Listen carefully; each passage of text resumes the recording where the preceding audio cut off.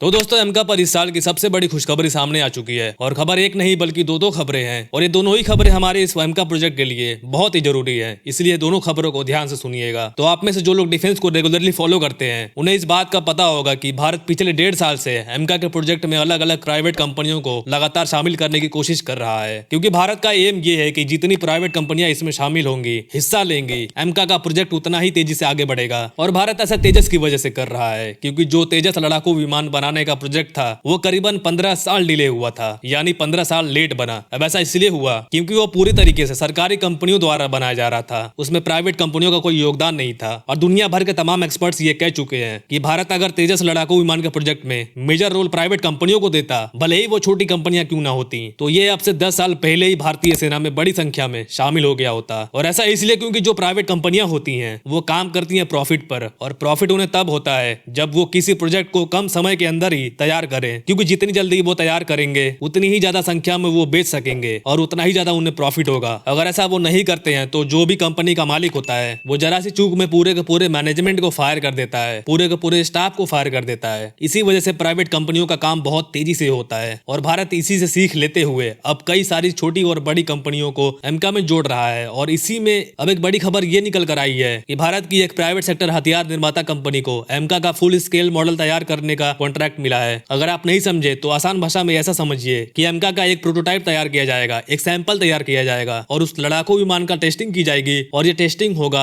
Stealth measurement का, यानी कि एमका के पहले मॉडल में हम टेस्टिंग करेंगे कि जो हमने स्टेल्थ टेक्नोलॉजी तैयार किया है उसकी स्टेल्थनेस क्या है, उसकी क्षमता क्या है, और क्या सच में जो दुनिया के एडवांस रडार हैं उन्हें यह चकमा दे सकती है। तो इन सभी चीजों का टेस्टिंग किया जाएगा। और आप जानते ही हैं कि एक स्टेल्थ लड़ाकू विमान में सबसे महत्वपूर्ण यही होता है कि वो कितना स्टेल्थी है, यानी कि ये हमारे एमका लड़ाकू विमान का सबसे बड़ा और सबसे क्रिटिकल टेस्ट होने वाला है। तो अब आ जाते हैं दूसरी खबर पे, और ये खबर उससे भी ज्यादा महत्वपूर्ण है। तो दरअसल आप जानते ही हैं कि पिछले 1 साल से चर्चा हो रही है कि सरकार एमका के पूरे प्रोजेक्ट को अप्रूवल नहीं दे रही, और अप्रूवल नहीं मिलने की वजह से जो फंडिंग है करीबन 15,000 करोड़ रुपए की, वो भी नहीं मिल पा रही हमारी उन तमाम एजेंसियों को जो एमका के प्रोजेक्ट में लगी हुई है, जैसे कि डीआरडीओ और एडीए। और पैसा नहीं मिलने की वजह से जो पहला लड़ाकू विमान है उन्हें मैन्युफैक्चर भी नहीं कर पा रहे हैं, क्योंकि हमें ये 15,000 करोड़ रुपए मिलेंगे उसके बाद ही हम पहला एक्चुअल एमका लड़ाकू विमान तैयार करके उसकी फ्लाइंग टेस्टिंग शुरू करेंगे। यानी कि आप बस इतना समझ लीजिए कि इधर सरकार ने प्रोजेक्ट को अप्रूवल दी और 15,000 करोड़ रुपए जारी हुए, और उधर आपने पहला एमका लड़ाकू विमान उड़ते हुए देख लिया, क्योंकि एमका की जितनी भी टेक्नोलॉजी है वो हमने बनाकर तैयार कर ली है, हर एक चीज रेडी है, बस डीआरडीओ को 15,000 करोड़ रुपए की फंडिंग मिलना बाकी है। तो दोस्तों आगे इससे जुड़े और भी बेहतरीन खबरें आएंगी, इसलिए चैनल को सब्सक्राइब करके जरूर रखिएगा। फिलहाल इस वीडियो में इतना ही। Thank you very much for watching video.